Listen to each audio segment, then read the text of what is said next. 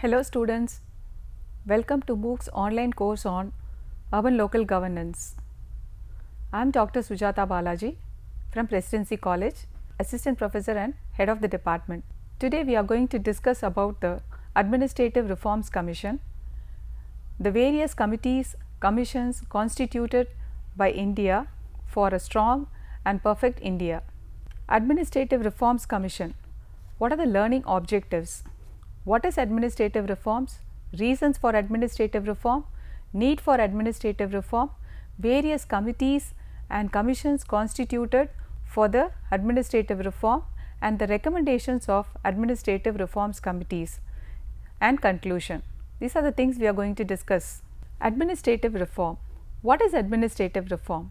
An administrative reform is to make change, especially to improve it. Administrative system can never be permanent or applicable to all situations. Gernot Kayden have noted that the artificial inducement of administrative transformation against resistance. India need not wait for the changes that has to happen naturally. It can also seek to induce changes in the administrative system of government through creating administrative commissions and committees. What are the reasons for reforms? When India got political freedom from British rule, India faced lot of problems: refugees, migration, partition, retirement of administrative personnel at a large scale. So it was not ready for taking up the socio-economic goals of the country.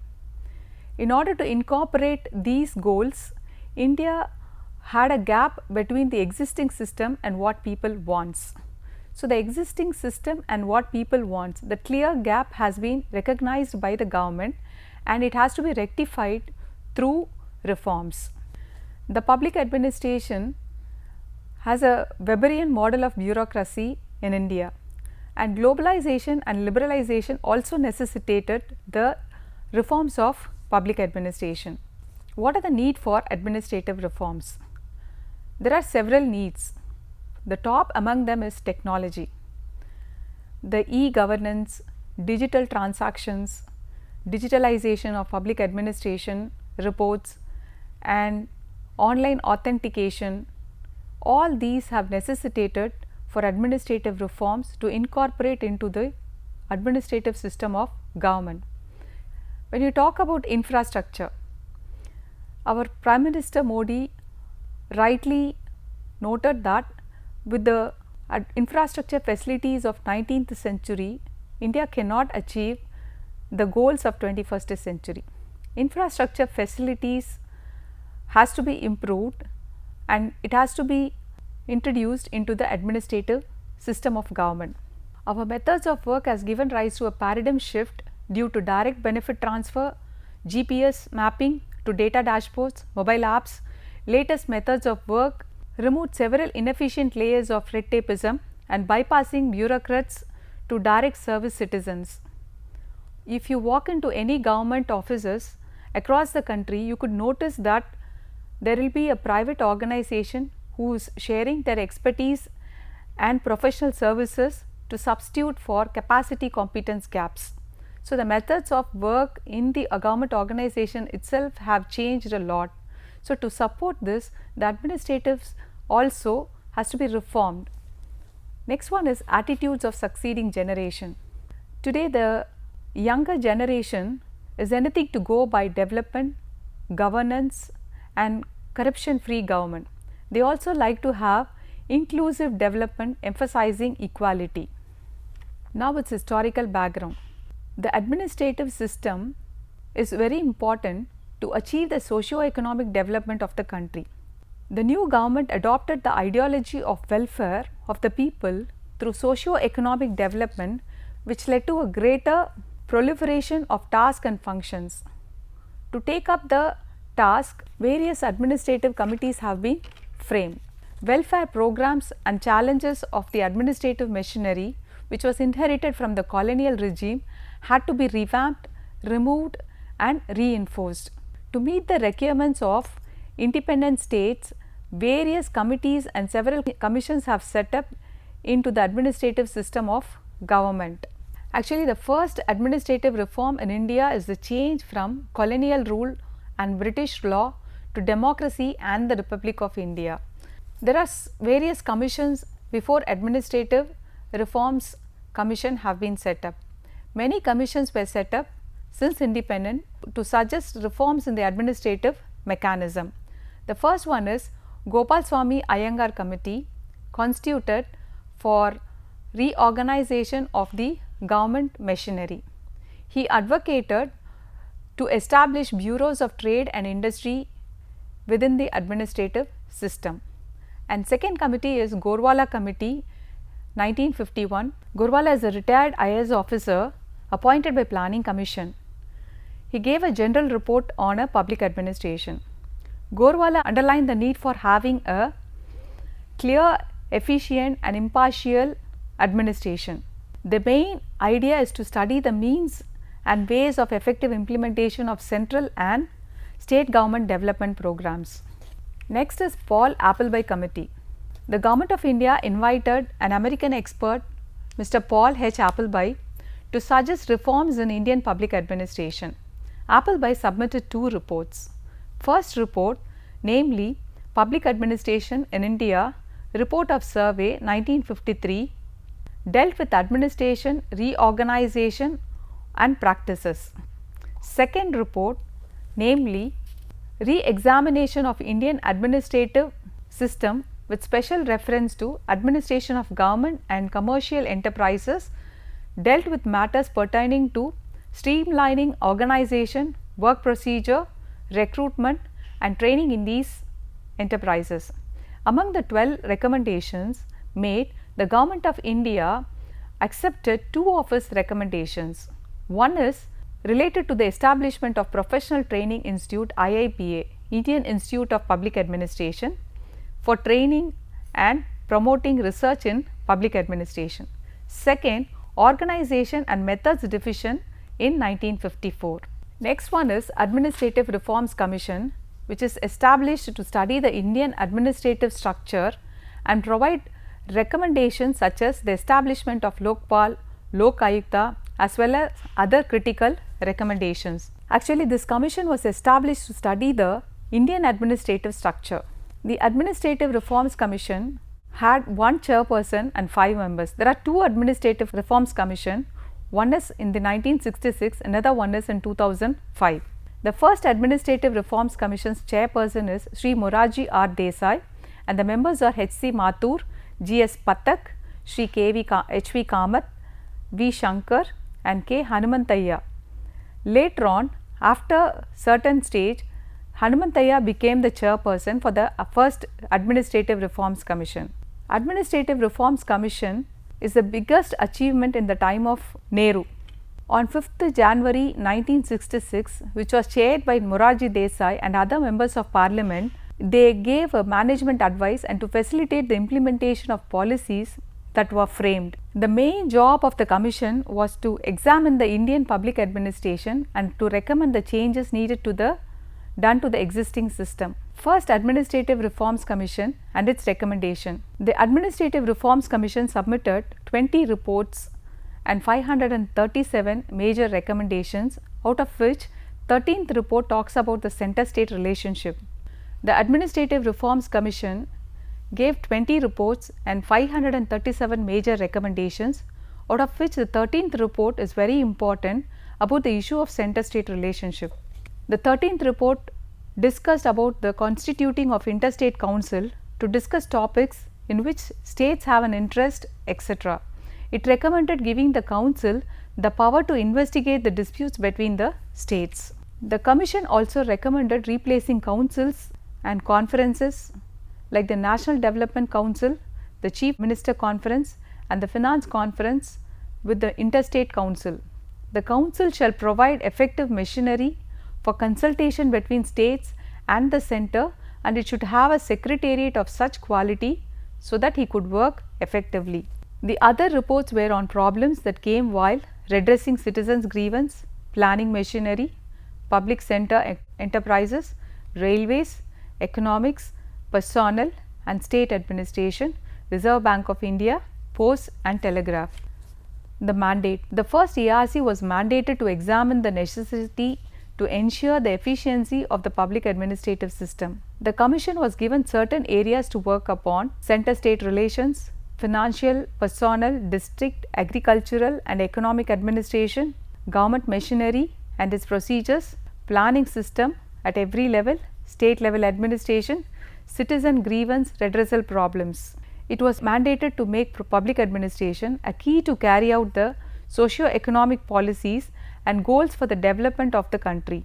The contents of the 20 reports. The first report dealt with problems of redressal of citizen grievances, the second report on machinery for planning, the third report on public sector undertakings, and fourth report on finance, accounts and audit, fifth report machinery for planning, sixth report on economic administration, and seventh report on the machinery of Government of India and its procedure of work, eighth report on life insurance administration, ninth report central direct taxes administration, and 10th report is about administration of union territories and NEFA, 11th report is about personnel administration, 12th report is on delegation of financial and administrative powers, 13th report is about center-state relationship, and 14th report is about state administration, 15th report is about small scale sector, railways, treasuries, posts and telegraphs and scientific departments. These are the topics of each reports which is given by the Administrative Reforms Commission for administrative reforms. The second Administrative Reforms Commission and its recommendation. The second Administrative Reforms Commission was set up on 31st August 2005, which was chaired by Sri Veerappa Moily to inquire and prepare to remodel the public administration system of India. The commission consisted of the chairman and 4 other members, including Srimati Vinita Roy as secretary. The main aim of the commission was to develop a responsible, sustainable and better administrative system. It submitted 15 reports consisting of reports on the right to information as the main tool for good governance, crisis management, public order, local governance, promotion of e-governance, strengthening financial administrative system, local and state administration. The steps included in the processing of the recommendation were that firstly, the recommendations would be given to the concerned departments to give their view on it. Then those views would be passed to the core group on administrative reforms, which is called a CGAR, which will be headed by the cabinet secretary. Then they were to be placed before the group of ministers for the views, which would then be submitted to the Prime Minister for his direction. The second Administrative Reform Commission also submitted 15 reports consisting reports on the right to information, crisis management, good governance, public order, local governance, promotion of e-governance, strengthening financial administration system, local and state administration. The Cabinet on 3rd December 2009 held a meeting to take note of the implementation of the report on unlocking human capital, and on 29th December 2009 to review the implementation of the first and the third report. The 15 reports submitted by the second Administrative Reforms Commission is as follows. The successive notable administrative reform in the field of RTI, right to information. It was a master key to good governance. Actually, the second report on unlocking human capital, its entitlements and governance, and third report is on crisis management, and fourth report is on ethics in governance. The fifth report is on public order, sixth report is local governance, seventh report is about capacity building for conflict resolution, and eighth report is about combating terrorism, protecting by righteousness. The ninth report is about social capital, a shared destiny, and 10th report refurbishing of personnel administration and scaling new heights. And 11th report is about promoting e-governance, the smart way forward, and 12th report is about citizen-centric administration. The 13th report is about organizational structure of Government of India, and 14th report about strengthening financial management system. The 15th report is about state and district administration. The mandate of second ARC is enhancing financial management system, modernizing personnel administration, and measures to ensure powerful state and district administration. It suggested steps to accomplish a responsible, powerful, capable and productive administration for India at all levels of the government. The Commission also given certain areas to work upon: the disaster management and supporting e-governance, good conduct in the administration, and the regulatory structure of the Indian government. The second ARC made 15 reports and gave recommendations based on the areas given to them for review. The Commission gave almost more than 1500 recommendations on the report. The recommendations fall into two groups. One is the changes that are necessary to make an administrative structure, their process and techniques to be used. The other is the work needed to be done in resolving the issues by the government for implementing the recommendations of the Commission. There is a need for strong political will and adequate guidance to bring reform in the public administrative system. The sixth report. The sixth report talks about local governance. The administrative reforms on local governance. The sixth report talks about the administrative reforms of local bodies. Ombudsmen should be empowered to investigate cases against the functionaries of the local bodies. They also reinforced to create a district council in all districts with representation of rural and urban areas. The Articles 243G and 243W empower to exercise the powers and functions in accordance with the sixth report of local government. In the sixth report, they mention that there should be district planning committees constituted in all states within 3 months of completion of election to local bodies. And it also suggested in metropolitan areas, states should establish a metropolitan transport authority where the population is more than 1 million. In the rural level, sixth report states that the state legislature should institute panchayats at appropriate level and give them the power necessary to ensure that they can function as institutions of self-government. Furthermore, state election commissions and state finance commissions ought to be instituted. The state should create programs to help the panchayat members improve their skills. Moreover, state government encourage local bodies to outsource their functions to public or private agencies. A district council is recommended to be constituted every district consisting of rural and urban areas. Audit committees ought to be constituted by the state government to ensure transparency and accountability of the members involved in local government.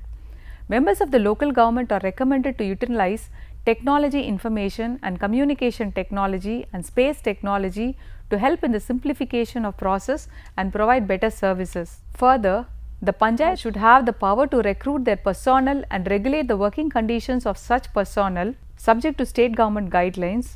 For the approval of the budget of panchayat by higher authorities should be abolished to ensure decentralization. Additionally, DRDA is to be abolished. Panchayat should be able to broaden the scope of revenue generation and they should encourage to take loans from banks and other private sectors if required. Recommendations on local governance into the urban areas. In urban areas, elections should be held to elect a mayor. The local municipal body should be responsible for water dispersal to the people and maintaining the sewage system. In urban areas, it recommended that the municipal body have a list of whatever properties they hold and leverage the same. In towns and cities with over 1 lakh, it is encouraged to get into private public projects to handle waste management and scavenging related matters. It is also recommended that in urban areas, a good transport system should also be created and corporations, authorities for the same need to be created. It is further recommended to create a better system for maintaining and keeping track of real estate and create 25 to 30 megacities for the future. To eradicate poverty based on surveys, steps have taken for developing slums and providing better facilities such as healthcare for the people who are living in local areas. Implementation of Administrative Reforms Commission. The reform in the government is a dynamic process where the government continuously is striving to better the efficiency and working procedures of the departments. Several schemes have been working for implementing the recommendations of the reports of Administrative Reforms Commissions. Except for the 8th report, Combating Terrorism, all other reports have been considered by the government. Out of 1514 recommendations from the 14 reports, 1183 were accepted. Only 228 were not accepted. 21 recommendations were referred to other forums for consideration. The recommendations which were accepted have been conveyed to the concerned departments and ministries for implementing these recommendations. Many successful schemes like Digital India, Swachh Bharat Abhiyan, e-governance were implemented for the development of the country. So now its conclusion part. The Administrative Reforms Commission is a commission that works to give recommendation to the government for an increase in its effectiveness. Till now, there are so many commissions were set up that gave many recommendations, and most of them were almost considered and accepted by the government. The reform is a dynamic concept that has to be continued for developing the country. To summarize, administrative reform is one of the major concerns of governments all over the world, because administration system is never going to be a permanent in all situations. All reforms are changes, but all changes are not considered as reform. There are many reasons for reforms. Changing role of the government from regulator to a facilitator and service provider, changing environment, changing expectations of the younger generation, and improved efficiency and effectiveness due to privatization and globalization have necessitated the administrative reforms. Several committees have been set up to study the administrative structure, to revamp, to reinforce and to reorganize. Effort have been taken by the government. First such committee was Gopal Swami Iyengar committee. He studied the reorganization of administrative machinery. A.D. Gorwala committee in 1951, appointed by Planning Commission, underlined the need for having a clean, efficient and impartial administration. Next committee, Paul Apple, appointed by the Government of India from USA to study the public administration system in India. He suggested several reforms. Out of that, 2 reforms have been taken by Government of India and it has been implemented. One such is IIPA, Indian Institute of Public Administration, for promoting research in public administration. Second, Organization and Methods Division, set up in 1954. 2 Administrative Reforms Commission, one in 1966, another one in 2005 have been set up. ARC was set up during 1966 by the Indian government to make recommendations for reforming the administrative system, chaired by Sri Morarji Desai. It is one of the biggest achievement during the Nehru period. It's 20 study teams, 13 working groups, 1 task force, made 20 reports and more than 537 recommendations. It spread over 1966 to 70. The second Administrative Reforms Commission was constituted on 31st August 2005 to prepare a detailed blueprint for revamping the public administrative system. Initially, Sri Veerappa Moily chairperson, later V. Ramachandran took the responsibility as a new chairperson. Second ARC published 15 reports out of RDI, local governance, crisis management are some of the recommended areas. Sixth report speaks about the local governance. Out of 1514 recommendations, 1183 were accepted. Many schemes like e-governance, Digital India, Swachh Bharat were implemented. Reform is a dynamic concept that has to be continued for developing the country. Thank you.